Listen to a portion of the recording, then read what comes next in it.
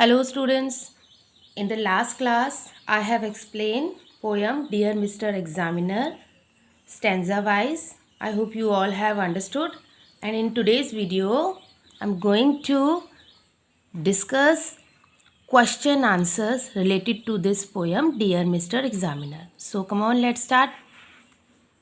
First, answer these questions. A. What did the poet write in the answer sheet? Means poet ने answer sheet में क्या लिखा था? Answer, the poet writes his name, day and date in the answer sheet. Okay.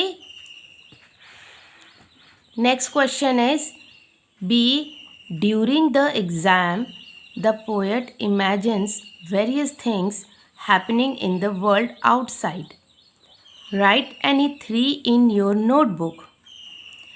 जब exam हो रहा था तो पोएट कल्पना कर रहा था बहुत सी चीज़ों की क्या हो रही हैं बाहर की दुनिया में. सो उन्हीं में से किन्हीं 3 को आपको अपनी नोटबुक में लिखना है.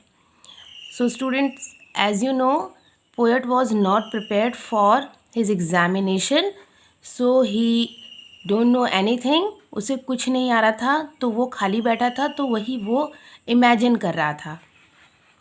So the answer is, during the exam, the poet imagines various things happening in the world outside.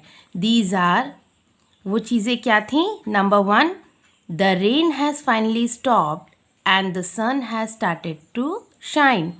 बारिश बिल्कुल रुक गई थी और सूरज चमकने लगा था. Second, a housewife hangs shirts on a line. एक हाउसवाइफ शर्ट्स को लाइन पे, जो कि कपड़े सुखाने वाली तार या डोरी होती है, उस पर हैंग कर रही थी. 3, a class flies past to play tennis.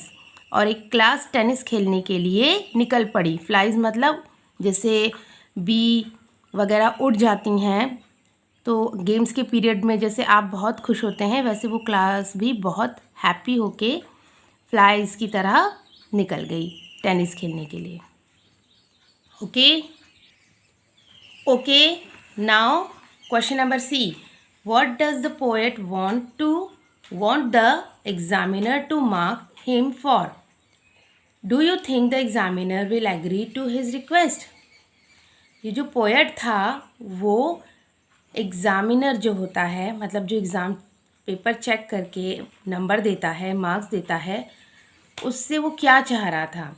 Do you think the examiner will agree to his request? तो वो क्या आप एग्री हैं कि जो वो पोएट रिक्वेस्ट कर रहा है एग्जामिनर से, उसके लिए? So the answer is, the poet want the examiner to mark him for writing the date, day and his name in the answer sheet. तो जो पोएट था उसे कुछ भी नहीं आता था, उसने सिर्फ आंसर शीट में अपना नेम लिखा था, डेट लिखी थी और डे लिखा था. तो वो उसी के लिए चाह रहा था एग्जामिनर से कि उसे उसी पे कुछ नंबर मिल जाएं. तो I think the examiner will not be agree to his request. तो मुझे लगता है, या आपको भी लगता होगा, कि एग्जामिनर को उसकी रिक्वेस्ट के लिए नहीं मानना चाहिए. एग्री मीन्स मानना, because poet has not written any answer. क्योंकि पोएट ने कोई आंसर नहीं लिखा था और नंबर तो आंसर पर ही मिलता है. Okay. Now number 2, answer these questions with reference to the context. आपको आंसर देने हैं इन क्वेश्चंस के. आपको एक स्टैंजा दिया हुआ है 2-2 लाइन का, 2 लाइन्स का. उसे रीड करिए. रीड करने के बाद आपको आंसर देना है. A. But after I had finished doing that I had nothing further to say. Okay, this is stanza. A. Number 1, who is I in these lines? In lines में I कौन है? Answer, the poet is I in these lines. तो in line में poet he I है. Okay. Second, what has the speaker finished doing? Speaker यहाँ किसे बोला गया है? स्पीकर पोएट को बोला गया है. तो तो स्पीकर ने क्या करना फिनिश कर लिया था, क्या करके फिनिश कर लिया था? आंसर है the speaker has finish to write his name, month and the day on the answer sheet as instructed. Means speaker ने आंसर शीट पे जैसे इंस्ट्रक्शन मिले थे उसने अपना नेम, मंथ और डे लिख दिया था। नाउ क्वेश्चन नंबर 3 है why did the speaker have nothing further to say. मतलब स्पीकर मतलब पोएट के पास क्यों नहीं कुछ कहने के लिए था। कहने मीन्स लिखने के लिए था। The speaker did not have nothing further to say because he was not prepared for his exam.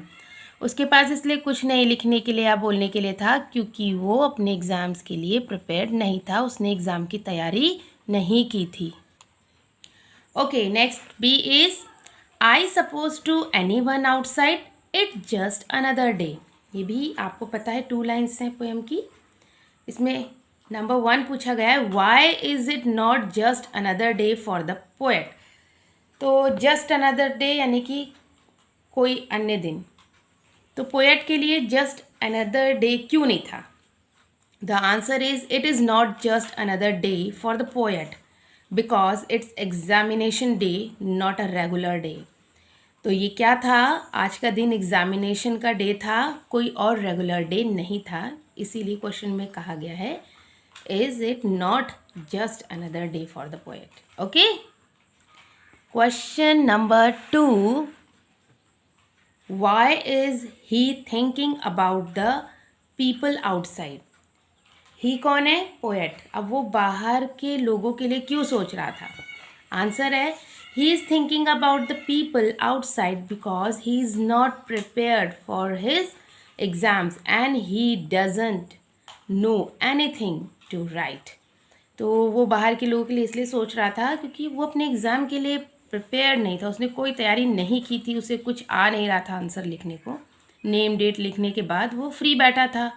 अब वो फ्री बैठा था, उसके पास कुछ लिखने के लिए नहीं था। तो जब कोई फ्री होता है तो वो इमेजिन ही करेगा बैठे बैठे।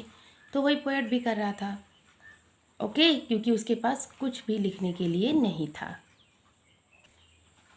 Okay, see before she collects the papers in I was sort of favour to ask. ये भी पोएम की ही 2 लाइन्स हैं। सो 1 है फर्स्ट क्वेश्चन है who will be collecting the papers. Means paper कौन कलेक्ट कर रहा था? So miss Quinlan will be collecting the paper. Miss Quinlan थी उसके एग्जामिनेशन रूम में, सो वही पेपर कलेक्ट कर रही थी। क्वेश्चन नंबर 2 है what papers will be collected. मतलब कौन से पेपर, क्या पेपर कलेक्ट किए जा रहे थे, कैसे थे वो? Answer is exam papers. Means आपको ब्रैकेट में लिख लेना है आंसर शीट्स या exam paper will be collected, यही कलेक्ट किए जा रहे थे। Now question number 3 is what favour does the poet ask for. मतलब पोएट क्या फेवर चाहता है अपने लिए, क्या चाह रहा है? Answer is the poet wanted the examiner to favour him by giving some marks for writing the date and his name।